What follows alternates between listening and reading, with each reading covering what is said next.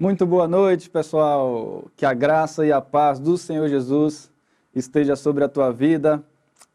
Estamos domingo 24 de outubro de 2021. Estamos começando mais um culto, mais uma programação de nossa comunidade, Igreja Evangélica de Vila Yara.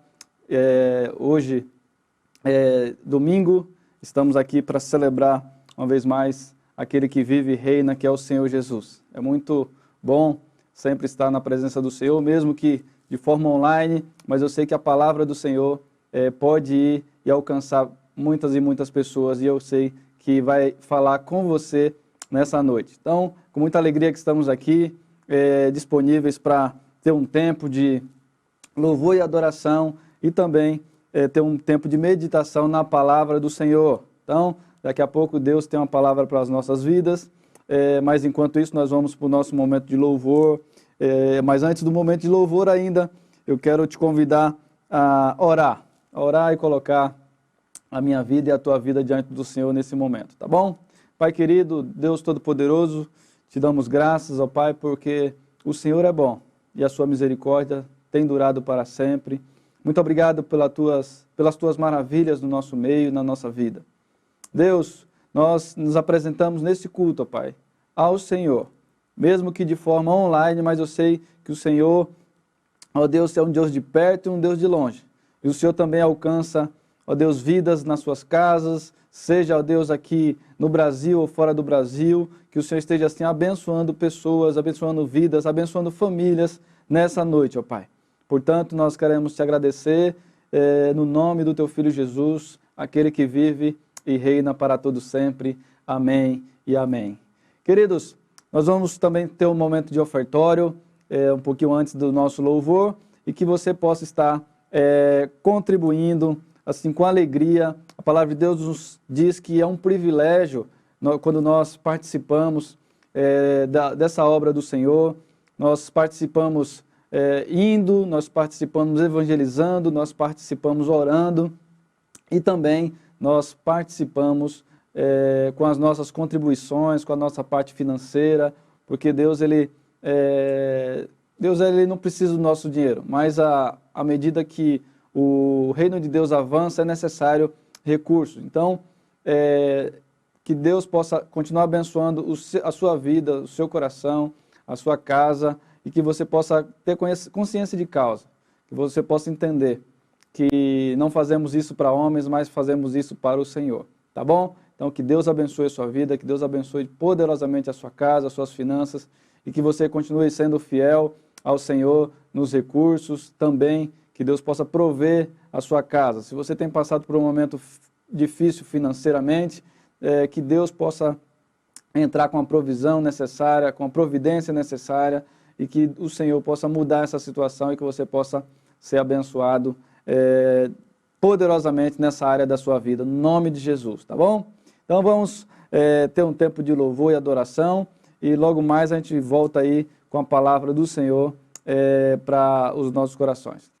Graça e paz, meus irmãos, boa noite, mais uma vez, muito obrigado por nos receber no seu lar. Louve conosco nessa noite de adoração, amém?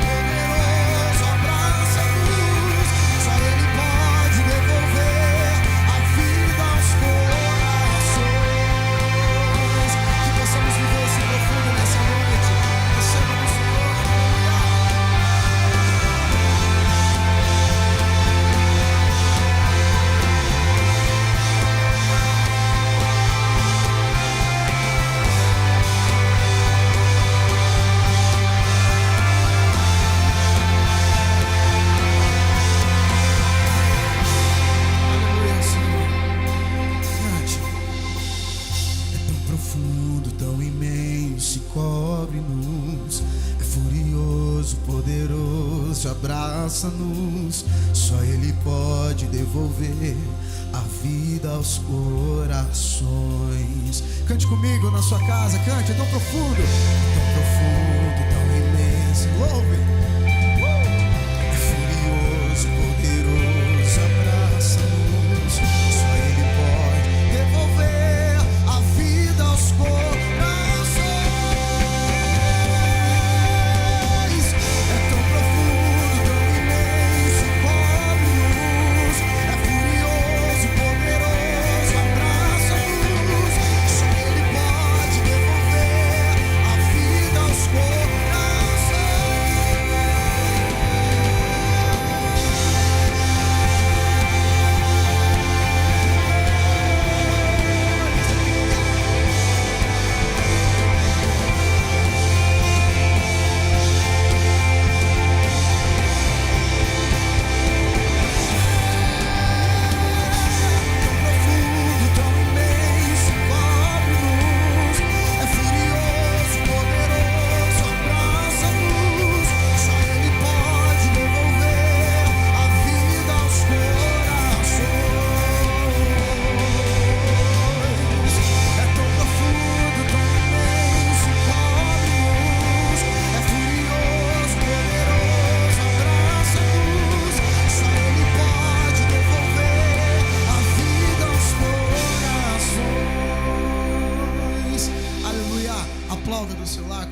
adorando e exaltando ao nome do Senhor. Aleluia. Tu és o nosso Rei, Senhor. Te louvamos e te exaltamos. Tu és bom, Jesus. Tu és bom, Senhor. Tu és bom, Jesus. Te exaltamos e te glorificamos, Senhor. Aleluia, Jesus. Seja exaltado em todo o tempo. Tu és bom, Senhor. Rei do meu coração, seja o monte que percorro, a fonte que eu bebo, és minha canção. Rei do meu coração, seja o meu esconderijo, refúgio que preciso, és minha canção. Cante comigo. Tu és bom,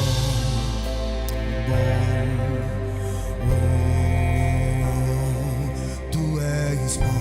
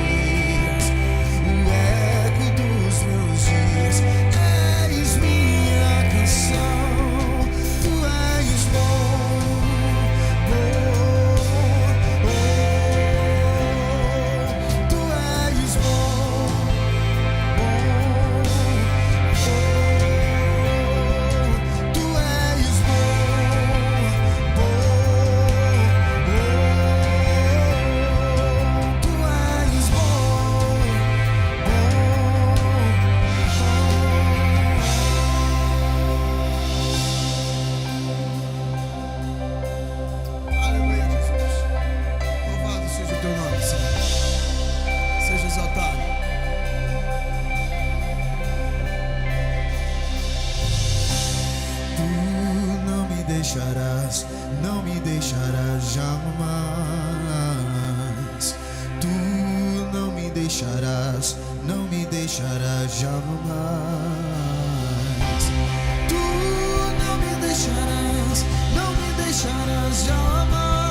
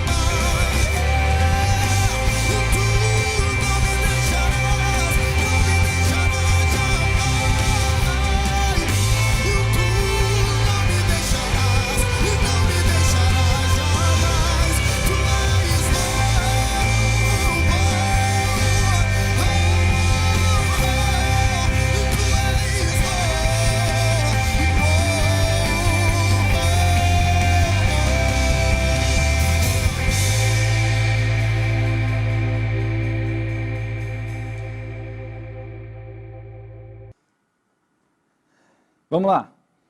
Louvado seja Deus. Glória a Deus por esse momento, esse período de louvor. Agora nós vamos estar meditando na palavra do Senhor e que o Senhor fale profundamente ao seu coração, assim como Ele falou ao meu coração quando estava meditando nessa palavra durante essa semana. E eu creio que Deus tem uma palavra para o seu coração. Então, o texto que eu gostaria de ler e compartilhar com você essa noite se encontra no primeiro livro dos Reis, no capítulo 19, a partir do versículo 1, tá? E o tema da mensagem dessa noite é tempo de sair da caverna.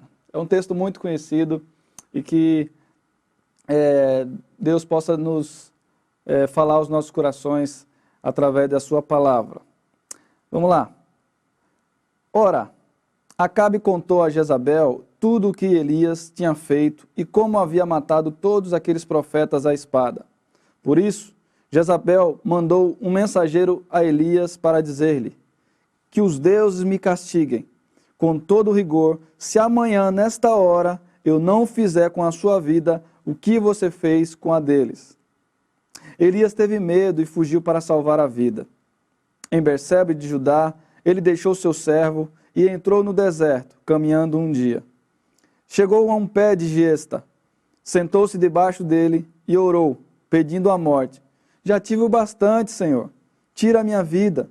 Não sou melhor do que os meus antepassados. Depois se deitou debaixo da árvore e dormiu. De repente um anjo tocou nele e disse: levante-se e coma. Elias olhou ao redor e ali junto à sua cabeça havia um pão assado sobre brasas quentes e um jarro de água. Ele comeu, bebeu e deitou-se de novo. O anjo do Senhor voltou, tocou nele e disse: levante-se e coma, pois a sua viagem será muito longa. Então ele se levantou, comeu e bebeu. Fortalecido com aquela comida, viajou 40 dias e 40 noites, até chegar a Horebe, o monte de Deus. Ali entrou numa caverna e passou a noite. E a palavra do Senhor veio a Elias e disse: o que você está fazendo aqui, Elias? Ele respondeu: tenho sido muito zeloso pelo Senhor, o Deus dos exércitos. Os israelitas rejeitaram a tua aliança, quebraram os teus altares e mataram os teus profetas à espada. Sou o único que sobrou, e agora também estão procurando matar-me. O Senhor lhe disse: saia e fique no monte, na presença do Senhor, pois o Senhor vai passar. O versículo 13 disse: quando Elias ouviu, puxou a capa para cobrir o rosto, saiu e ficou à entrada da caverna. Uma voz lhe perguntou: o que você está fazendo aqui, Elias? Ele respondeu: tenho sido muito zeloso pelo Senhor, o Deus dos exércitos. O versículo 15 vai dizer: o Senhor lhe disse: volte pelo caminho por onde veio e vá para o deserto de Damasco. Chegando lá, unja Azael como rei da Síria, unja também Jeú, filho de Ninsi, como rei de Israel, e unja Eliseu, filho de Safate, de Abel-Meloá, para suceder a você como profeta. Até aí. Irmãos, essa é a história de um homem que teve seus altos e baixos na vida. Elias. Lembrando que o tema dessa mensagem é tempo de sair da caverna. Por quê? Elias tinha acabado de experimentar o sobrenatural de Deus no Monte Carmelo. Ele tinha acabado de ser usado por Deus e viver uma experiência sobrenatural. E ele, depois disso, ele entrou num desespero, no medo e numa profunda depressão, irmãos. Ou seja, ele foi do monte, ou melhor, do monte à caverna em pouco tempo. Então, no capítulo 18, nós percebemos que esse cara tinha orado a Deus,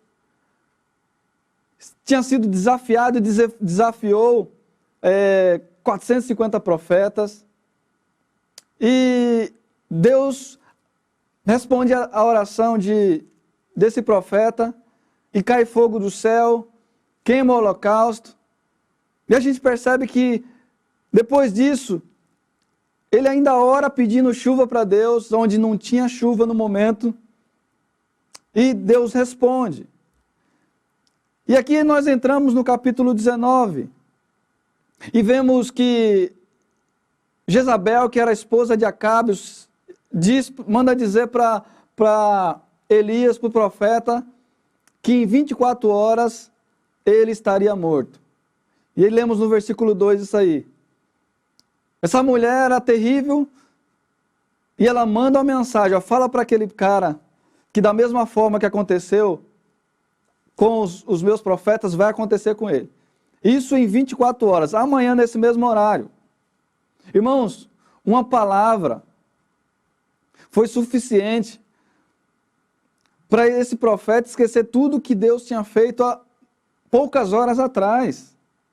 Poucas horas. Elias, a palavra de Deus diz que ele teve medo, ele fugiu para o deserto por causa de uma palavra de uma mulher, e ainda pediu para Deus lhe tirar a vida. Senhor, me tira a minha vida, eu não estou conseguindo. E aí a gente já começa a pensar nessa noite, irmãos, a importância de uma palavra que é direcionada no nosso coração, ou que nós direcionamos no coração de alguém, o peso que ela é. Vemos que esse cara ele viajou 40 dias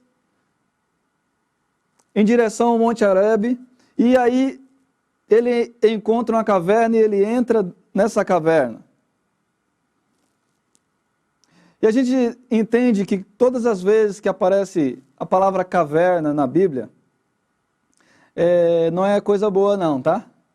Então é sinônimo de solidão, é sinônimo de refúgio de um inimigo, é sinônimo de escuridão, é sinônimo de falsa segurança, porque dentro de uma caverna pode haver bichos.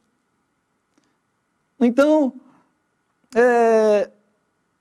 entendemos que quando a gente passa por algumas pressões, por algumas opressões, a nossa tendência é se isolar, irmãos, no nosso mundo e tentar resolver esses problemas ou esse problema da nossa forma. Então a gente fica pensando estratégias de como podemos sair dessa situação, desse problema. E a questão aqui, em relação à caverna, o problema não é entrar na caverna em si. O problema é que nós nos acostumamos com a caverna. Nos acostumamos com esse ambiente. Chamamos isso de zona de conforto. Olha, eu sei que está difícil lá fora, mas aqui eu vou continuar assim do jeito que está e vamos levando a vida. Então o grande problema não é entrar. O grande problema é o se conformar com a situação. E caverna não é lugar de habitação.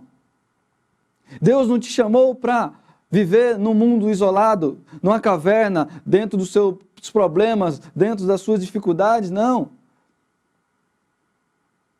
E aí eu pensando nesse princípio, ou nesse contexto de caverna, não podia deixar de mencionar o mito da caverna de Platão.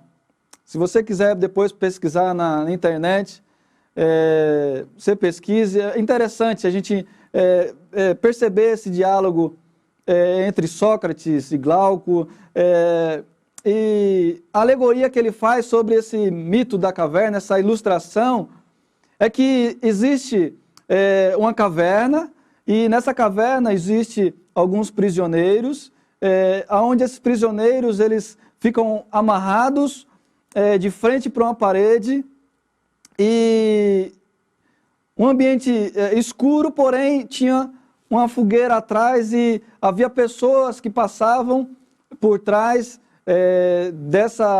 dessas pessoas, e essa luz da fogueira, ela projetava sobre essas pessoas, e era projetado umas sombras na parede. E aquelas pessoas, elas ficavam olhando para aquelas sombras na parede o tempo todo. E acontece que um desses prisioneiros, ele se solta. Ele consegue sair. E aí ele percebe que existia uma luz na porta da caverna. E ele passa a entender que existe outra realidade que não seja aquela realidade que eles estavam acostumados a viver por muitos anos.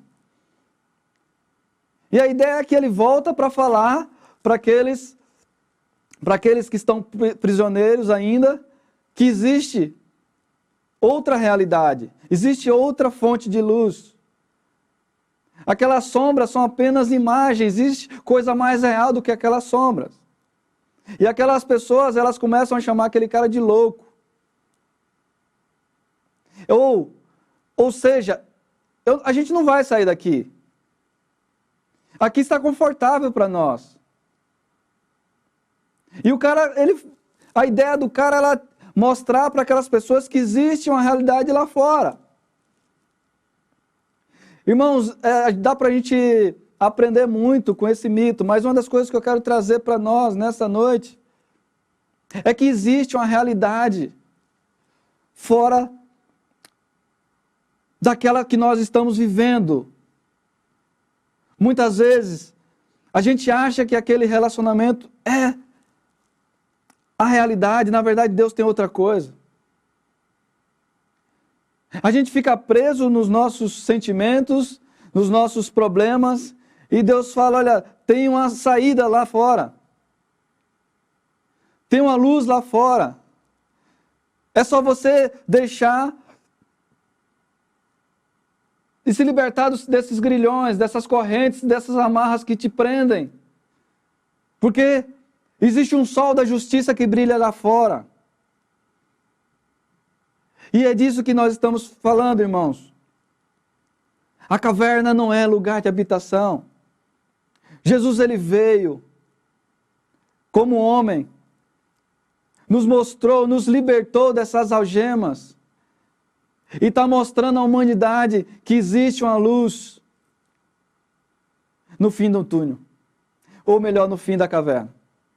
Existe uma luz. Ele é o caminho. Existe uma verdade do lado de fora. E ele é a verdade. Existe vida do lado de fora da caverna. E ele é a vida. E nós precisamos ir até ele. Então, a caverna não é lugar para nós estarmos, para nós ficarmos. Talvez você esteja numa caverna, que nessa noite você possa descobrir que há uma saída para os teus problemas. Há uma saída para essa caverna que você está vivendo. E vamos caminhar no texto, porque no versículo 9, diz assim, o que você está fazendo aqui, Elias? O que você está fazendo aqui, Elias? Foi a palavra do Senhor que veio a ele. E a justificativa de Elias foi de se fazer de vítima, irmãos. Versículo 10, ele vai dizer, tenho sido muito zeloso pelo Senhor, o Deus dos exércitos. Os israelitas rejeitaram a sua aliança, quebraram seus altares, mataram os teus profetas à espada. Sou o único que sobrou. E agora estão procurando me matar. Irmãos, síndrome de Adão. A culpa é do outro. E uma das maiores consequências do pecado de Adão lá atrás, o pecado original, é que a culpa nunca é minha. A culpa nunca é nossa. A culpa é do outro. Síndrome de Adão. Olha para Elias, olha os israelitas. Todo mundo está praticando iniquidade, maldade. Somente eu estou aqui te servindo. sabe, estou batalhando, tentando ser fiel, mas está difícil, fazendo de vítima. Mas aí Deus ele vem e dá uma ordem para ele. No versículo 11 diz, Elias, saia e fique no monte, na presença do Senhor, pois o Senhor vai passar. Queridos, não se faça de vítima, não se vitimize. Deus ele quer que você saia da caverna, e a palavra de hoje está nesse versículo. Saia dessa caverna e fique no monte, na presença do Senhor, porque o Senhor vai passar. O Senhor vai passar, o Senhor vai vir te visitar, o Senhor vai mostrar a glória dele, mas não dá para ficar no mesmo lugar. Saia e vá para a presença dele. Como você está aqui agora me ouvindo nesse culto, porque você está na presença dele. Porque o que Deus esperava de Elias era um posicionamento, irmãos. Ele não está fazendo uma pergunta geográfica, cultural. O que você está fazendo aqui, Elias?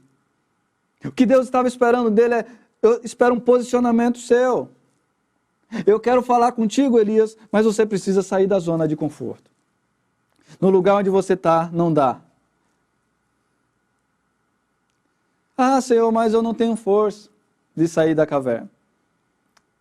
Talvez você não saia da caverna porque você não tem força. Como Elias, talvez. Elias só teve força de pedir a morte. Senhor, tira a minha vida. E talvez você já teve esse pensamento de tirar a própria vida ou de pedir a Deus para tirar a sua vida, porque já não aguento mais a situação, já não aguento mais esse trabalho, já não aguento mais minha esposa, meu esposo, já não aguento mais essa situação que eu estou vivendo com meus filhos, já não aguento mais, está difícil. Talvez você se levanta pela manhã e só tem forças para pedir a graça e a misericórdia do Senhor. Não é verdade? Tem tempos que a gente acorda assim, irmãos, Senhor, hoje é só pela graça, só pela Tua misericórdia que eu estou levantando. Nem queria levantar. E quantas vezes nós já fizemos isso, né, irmãos? Desanimamos. Ficamos deprimidos. Abatidos. Mas saiba de uma coisa, que mesmo assim, quando você clama por graça, por misericórdia, ou quando você apenas chora, você não tem nem o que falar, Deus está ouvindo o teu clamor. Deus está ouvindo a tua voz. Deus está ouvindo até os gemidos inexprimíveis. Deus está vendo as tuas lágrimas. Sabe por que eu falo isso? Porque eu lembro da experiência de Davi. Davi, ele também estava num momento desse, de caverna mesmo. Era caverna mesmo. E aí ele escreve o Salmo 142, e ele diz a forma de como, mesmo se sentindo perseguido, abandonado, ele clamou àquele que podia salvar. Ele clamou àquele que poderia tirar da caverna. E aí, eu acho fantástico esse Salmo 142. Eu queria ler os 5 versículos só para a gente ter uma ideia de como Davi ele buscou aquele que poderia o tirar da sua caverna. Diz assim o texto: em alta voz clamo ao Senhor, em alta voz clamo ao Senhor. Elevo a minha voz ao Senhor, suplicando misericórdia. Derramo diante dele o meu lamento. A ele apresento a minha angústia. Quando o meu espírito se desanima, és tu que conhece o caminho que devo seguir. Na vereda por onde ando, esconderam-me uma armadilha contra mim. Olha para a minha direita e vê, ninguém se preocupa comigo. Não tenho abrigo seguro. Ninguém se importa com a minha vida. Olha a que ponto ele chegou. Ninguém se importa com a minha vida. Clamo a ti, Senhor, e digo, tu és o meu refúgio. És tudo o que eu tenho que na terra dos viventes. Louvado seja Deus. Nós vemos primeiro aqui, para Davi ele sair da sua caverna. Ele clamou em alta voz, irmãos. Sabe o que é gritar? Era isso que ele estava fazendo. Ele erguia a sua voz só pedindo misericórdia. Misericórdia, Senhor, misericórdia. Assim como aqueles 2 cegos foram atrás de Jesus, filho de Davi, tem misericórdia de mim. É esse sentido aqui que Davi ele estava suplicando, gritando por misericórdia. Mas ele estava pedindo ao Senhor. E era diante do Senhor que ele derramava os seus lamentos e as suas angústias. Onde ele apresentava as suas queixas. E ele fala assim, quando o meu espírito se desanima, és tu que conhece o caminho que devo seguir. Irmãos, tem momentos que a gente vai desanimar. Tem momentos que o nosso espírito vai desanimar. E Davi, ele sabia dessa realidade, que ele poderia chegar nesse momento. E é tanto que ele vai dizer, quando o meu espírito se desanima, o que acontece é o quê? É que o Senhor conhece o caminho que devo seguir. Então por isso que eu estou clamando a Ele. Porque meu espírito está desanimado. Mas Ele sabe o caminho que eu devo seguir, que eu devo voltar à rota. E Ele vai dizer, olha, ninguém se preocupa comigo, ninguém se preocupa com a minha vida, porém, é o Senhor que é o meu refúgio. És tudo que eu tenho. E já basta.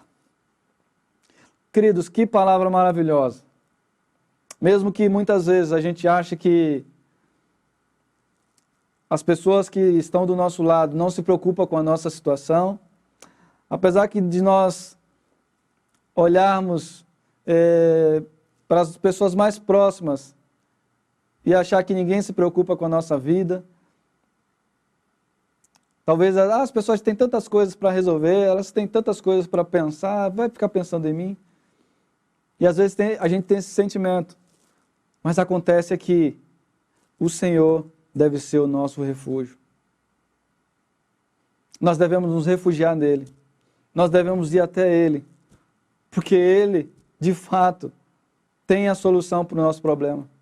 Ele tem palavra de vida eterna. Ele tem a solução. Ele é a solução. O que acontece é que Elias, ele não saiu completamente da caverna. A Bíblia diz no versículo 13 que ele saiu, mas ele ficou à entrada da caverna. Irmãos, a entrada continua sendo parte da caverna. Então, se Deus está mandando sair, é para sair de completo. É para sair totalmente. Elias tinha ficado na porta, na entrada da caverna. Deus ele falou, sai e vai para o monte. E nós temos essa dificuldade, irmãos. Deus nos dá uma palavra, a gente confia 50%. É confiança parcial, é obediência parcial. Irmãos, eu continuo dizendo, isso não é depender totalmente de Deus. Então, se eu dependo 50% de Deus, continua sendo independência. Então eu dependo de Deus 50%. Nós precisamos aprender, de fato, entregar as rédeas da nossa vida para aquele que é soberano, ao Senhor. Entregar as rédeas é aquela ferramenta usada nos animais, nos cavalos, para direcionar para um lado e para o outro, para frear. Nós precisamos entregar essas rédeas na mão daquele que conhece o nosso futuro. Ele já sabe do que vai ser. Por quê? Ele sabe do melhor para você. Então precisamos crer e confiar que Ele cuida melhor de nós do que nós mesmos. Então é crer em sua soberania. Saia dessa caverna. Saia desse buraco que você entrou ou te colocaram, não sei, e vai para a presença do Senhor. A gente vê que Elias saiu em partes, e aí veio outra voz de novo perguntando, o que você está fazendo aqui, Elias? E a gente percebe depois no versículo 14, que a mesma desculpa de novo. Irmãos, eu vejo tantas coisas de virtudes nesse cara, mas nesse texto eu vejo o quanto eu me identifico com ele, muitas vezes na desobediência, muitas vezes na falta de confiança, muitas vezes na arrogância do nosso coração, de achar que as pessoas não querem nada com Jesus, da igreja, sabe? Eu sou o mais santo, eu sou o que busco. Não. E aí nós damos a mesma desculpa. Por que nós não avançamos? Por que nós não melhoramos? Por que nós não mudamos? A gente dá a mesma desculpa. É o outro. É porque estão tentando acabar com a minha vida. Estão me perseguindo. Nós vemos isso muito na rede social hoje. As pessoas com senso de vítima. Ai, beijinho no ombro. Invejas estão de mim. Essas coisinhas fúteis. E aí parece que Deus ele percebe que Elias ia ficar com esse joguinho de justificar, de falar que é o outro. E aí o que é que Deus faz? Deus fala, olha, eu acho que esse cara não está entendendo, eu vou revelar o meu propósito para ele, para ver se ele entende o que é que eu quero, para que ele saia da caverna. Então Deus ele quer revelar o propósito dele para a sua vida, para que de fato você saia da caverna. E eu quero te dar algumas formas de por que Deus quer que você saia da caverna. Versículo 15, o Senhor disse, volte pelo caminho por onde veio, Elias, e vá para o deserto de Damasco. Chegando lá, o que você vai fazer? Unja Azael como rei da Síria. Unja também Jeú como rei de Israel. E unja Eliseu para suceder a você como profeta. Aleluia. Quer um motivo para você sair da caverna, Elias? Ainda tem uma obra contigo. Quer um motivo para você sair da caverna, meu amigo, meu irmão? Você foi escolhido para abençoar muita gente. Deus te chamou para abençoar vidas. Ainda não é o fim. Eu ainda tenho uma obra contigo. Sabe, irmãos? E pensando nisso aí, eu lembrei do apóstolo Paulo. O apóstolo Paulo, ele, em Atos capítulo 27, ele estava preso no fundo de um navio, com mais 265 pessoas a bordo. Um navio grande. E havia uma tempestade que veio e que durou 14 dias. E Paulo, ele ficou com medo. Não sei se ele ficou depressivo ou desesperado, mas ele ficou com medo de morrer. E aí, a palavra de Deus fala que um anjo aparece a Paulo e revela o propósito. Olha, que interessante. O Deus que revelou agora há pouco, Elias, o seu propósito, agora é o mesmo Deus que revela a Paulo o propósito que ele queria naquele dia. Então, onde todas as pessoas ali a bordo daquele navio estavam já sem esperança, irmãos. A Bíblia fala que perderam toda a esperança de salvamento, ou seja, eles só estavam esperando a morte. É questão de pouco tempo.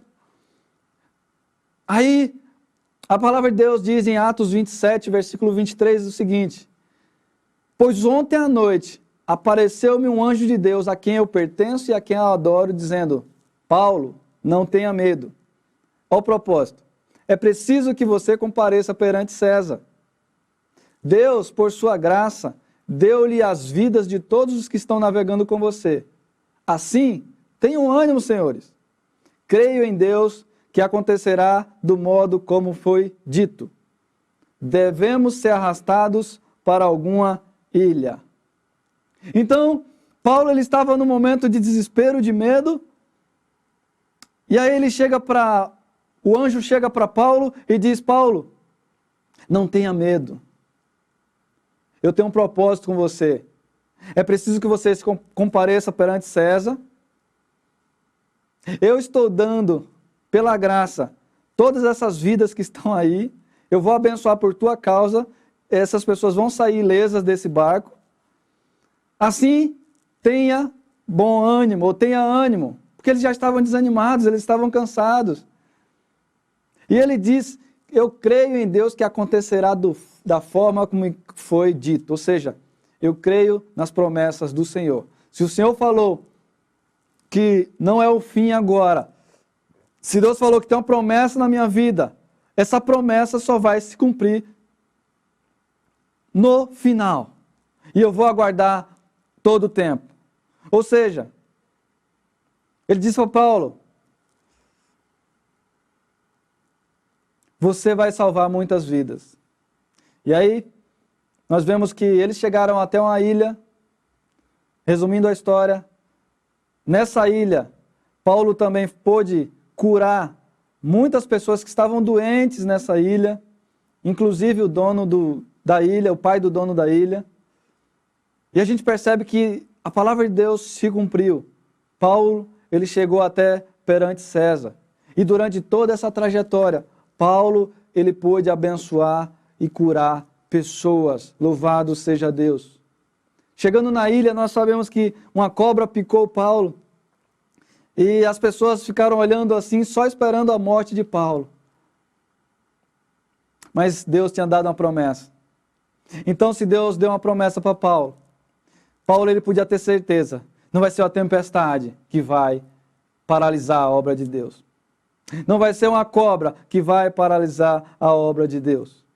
Não vai ser as algemas que vai paralisar a obra que Deus tem na minha vida. Não vai ser essa caverna que vai paralisar a obra de Deus na minha vida. Não vai ser esses problemas que vão paralisar a obra do Senhor se cumprir na minha vida e através da minha vida. Deus ele tem pessoas para abençoar e consequentemente abençoar a próxima geração também. Isso depende de nós também. Porque Deus ele fala, Elias, unja Eliseu, porque ele vai ser o seu sucessor. Ele vai dar continuidade para mim. Que eu aprendo com isso, irmãos, que aqui nós somos responsáveis por essa geração e pelas próximas gerações. A nossa fé, a nossa perseverança, sabe, são fatores importantes para as próximas gerações serem alcançadas. Porque se a gente desistir, talvez muitas pessoas podem não ser alcançadas ou ser abençoadas. Eu lembro de José. Lembra José do Egito? Se José, desde o sonho que ele teve, até chegar no trono como governador, se ele em algum momento ele tivesse desistido, ele tivesse caído em tentação, se ele tivesse parado em algum momento, sua família e muitas pessoas teriam passado fome anos depois. Mas não. José ele perseverou. José ele foi firme nos seus propósitos. Ele sabia que Deus tinha uma promessa, tinha um sonho agasalhado no coração dele e ele sabia que isso ia se cumprir. Então, se ele tivesse desistido, se ele tivesse parado no meio do caminho, se ele tivesse ficado naquele poço, se ele tivesse ficado na caverna, aquele calabouço da cela, os propósitos de Deus não teriam se cumprido. Mas ele ficou firme, ficou trabalhando, por onde passou, ele deu o seu melhor. E aí ele chega para abençoar no final a sua família e tantas outras nações por conta da sua fé. Jesus veio aqui, ficou por 3 décadas aqui na terra. E ele tinha um propósito. O propósito era chegar até a cruz. E eu creio que muitas vezes ele pensou em parar, em desistir. Até mesmo um pouquinho antes, todos nós sabemos. Porque ele sabia quanto era difícil chegar até aquela cruz. Mas se ele tivesse desistido, irmãos, nós não estaríamos aqui hoje. Mas porque ele foi até o final, até a cruz, nos deu vida, morreu em nosso lugar, obteve o perdão dos nossos pecados, hoje nós podemos se alimentar também do maná, do pão que veio do céu. Então, a palavra de Deus, essa noite para você, sai da caverna. Não pare. Não desista. Se levanta e coma. Se alimente. Saia e vá e continue na presença do Senhor. Porque Deus, Ele tem um lugar estabelecido para a sua vida. Entenda o propósito de Deus. Que Deus possa direcionar naquilo que Ele tem para a sua vida. Eu creio e tenho certeza que Ele tem o melhor para você. Nosso trabalho, muitas vezes, é apenas descansar nele. Aí até Ele fala, Senhor, eu quero estar na Tua presença e eu quero descansar. Muitas vezes eu fico preso com esses grilhões que me amarram, os pensamentos, essas crises interiores, essa opressão, essa pressão em todos os lados, o materialismo, o secularismo, tem muitas vezes afetado e tem paralisado as nossas vidas. Mas que nessa noite você possa entender que é tempo de sair da caverna e ir para o lugar estabelecido por Deus. Em nome de Jesus. Em nome de Jesus. Pai querido e santo, ó Deus Todo-Poderoso, muito obrigado pela Tua palavra. Deus, eu me uno com meus irmãos que estão acompanhando, ó Pai, pela internet. Que o Senhor esteja assim, ó Pai, visitando cada um deles nesse momento. E se há algum, ó Pai, que se identificou e que está, ó Deus, em alguma caverna, alguma área da vida, seja física, emocional, espiritual, sentimental, ó Deus, caverna financeira, Senhor, Deus, em nome de Jesus, que eles possam sair, Pai.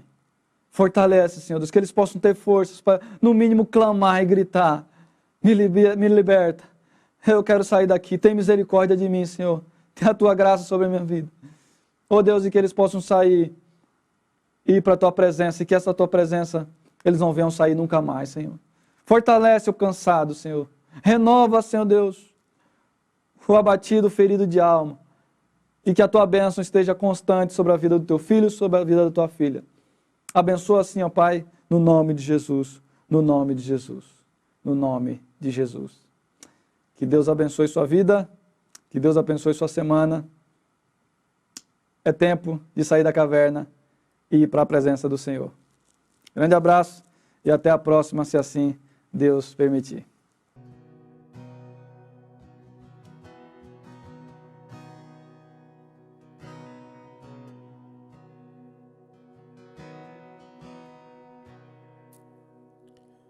Um povo se reúne em um só sangue, como irmãos, filhos de muitas nações, de gerações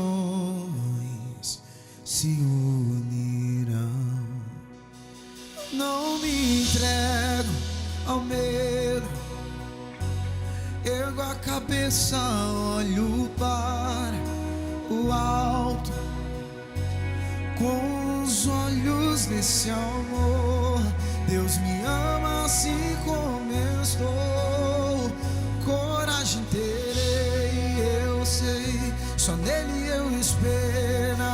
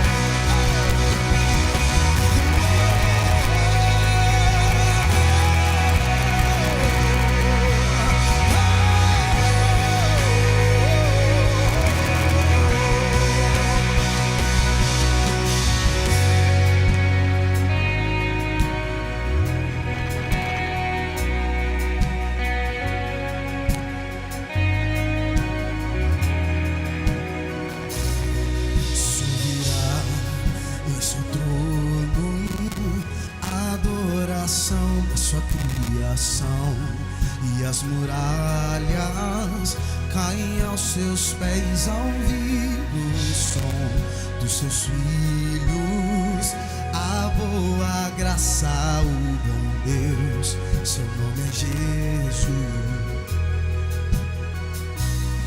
Se ouvirá em seu trono a adoração da sua criação, e as muralhas caem aos seus pés ao o som dos seus filhos.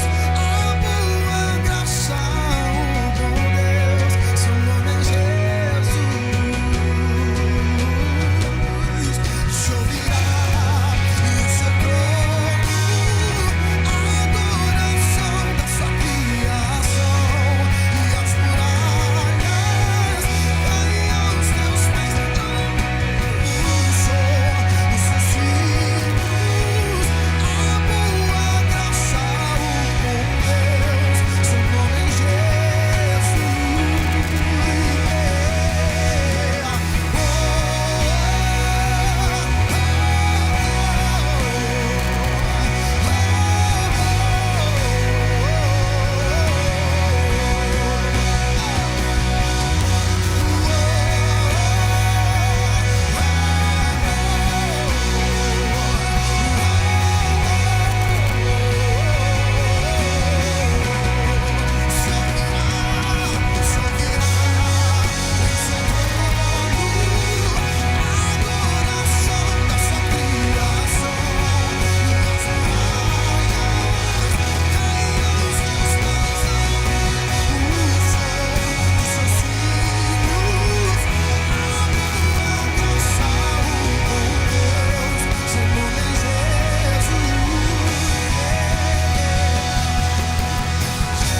Jesus, redenção,